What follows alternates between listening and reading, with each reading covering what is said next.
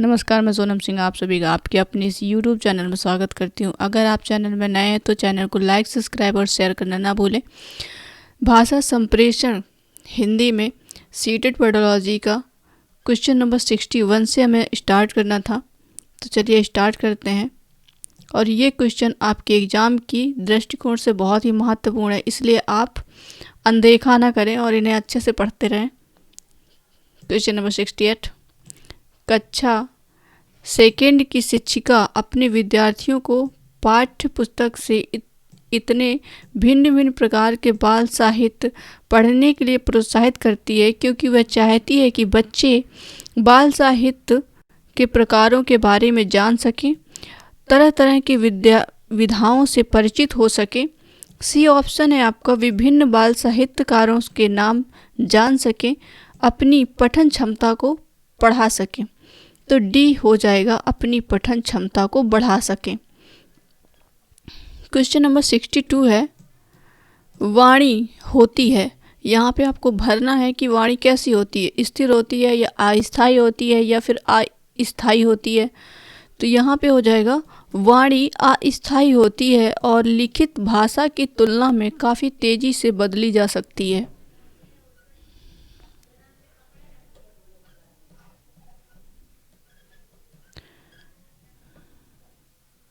Question number 63 है, भाषा और विचारों के संबंधों की चर्चा में अग्रणी है।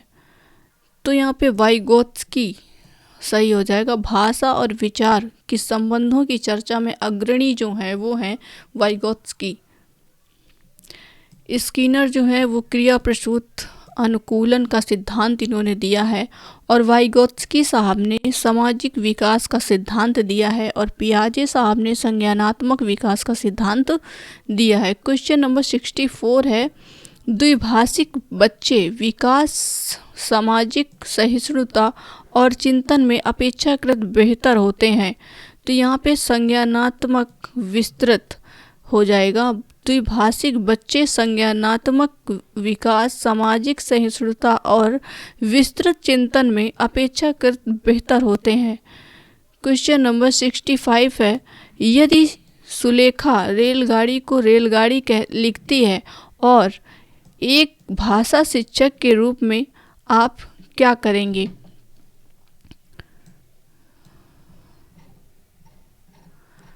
तो आपके ऑप्शन ये रहे, सुलेखा से रेलगाड़ी शब्द 30 बार लिखवाएंगे ताकि दोबारा गलती ना हो। तो ये तो गलत है, आप उसको ऐसा नहीं कर सकते, 30 बार नहीं लिखवा सकते। उसकी कॉपी पर रेलगाड़ी शब्द लिखेंगे और सुलेखा से पूछेंगे कि लिखे हुए दोनों शब्दों में क्या अंतर है। उसे अपना शब्द स्वयं ठीक करने के लिए कहेंगे। तो ऑप्शन नंबर बी आपका एकदम करेक्ट हो जाएगा। यदि सुलेखा रेलगाड़ी को रेलगाड़ी लिखती है तो एक भाषा शिक्षक के रूप में आप उसकी कॉपी पर रेलगाड़ी शब्द लिखेंगे और सुलेखा से पूछेंगे कि लिखे हुए दोनों शब्दों में से क्या अंतर है। जो उसने शब्द लिखा है और जो आपने लिखा है, उन दोनों शब्दों में आपको अंतर पूछना होगा। उसे अपना शब्द स्वयं ठीक करने के लिए कहेंगे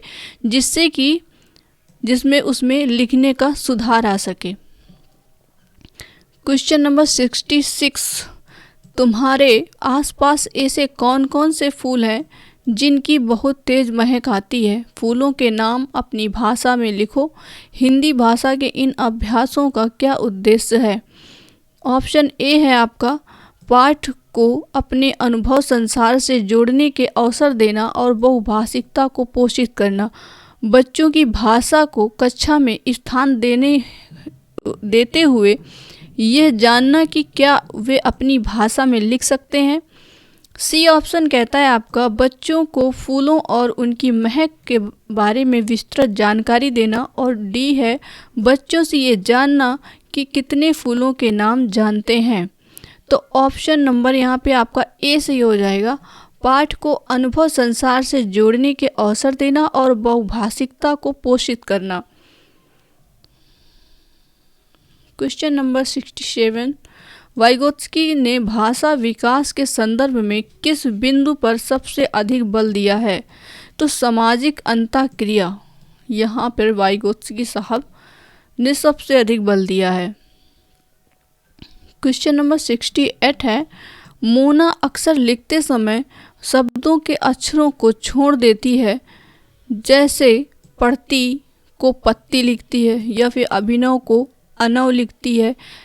इसका सबसे अधिक कारण हो सकता है उसके विचारों में स्पष्टता न हो, उसे मात्राओं का ज्ञान न हो, उसे लिखना रुचिकर नहीं लगता हो, उसके विचार और लिखने की गति में सामंजस्य न हो।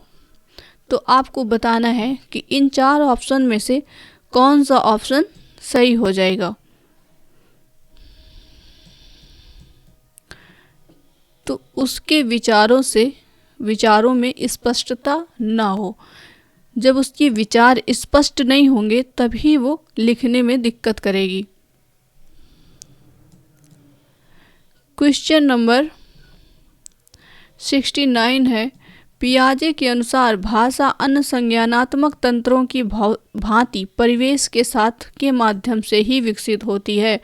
तो यहाँ पे अंतःक्रिया के माध्यम से विकसित होती है। पियाजे के अनुसार भाषा अन्य संज्ञानात्मक तंत्रों की भांति परिवेश के साथ अंतःक्रिया के माध्यम से विकसित होती है। क्वेश्चन नंबर 70 है आपका, अंतःवाक की संकल्पना का संबंध किससे है? स्किनर से है या चॉम्स्की से है, वाइगोत्स्की से है या फिर पियाजे से? तो अंतःवाक की संकल्पना का संबंध चॉम्स्की से है। आज के लिए इतना ही, आगे फिर मिलते हैं अगले क्वेश्चन के साथ में। आप लोग पढ़ते रहिए और हाँ, आप कमेंट करके ज़रूर बताइए कि इसमें से क्या त्रुटियां हैं या फिर क्या मुझे भी इसमें सुधार करना चाहिए। तो मैं आपकी राय को अनुसरण में करूँगी। धन्यवाद।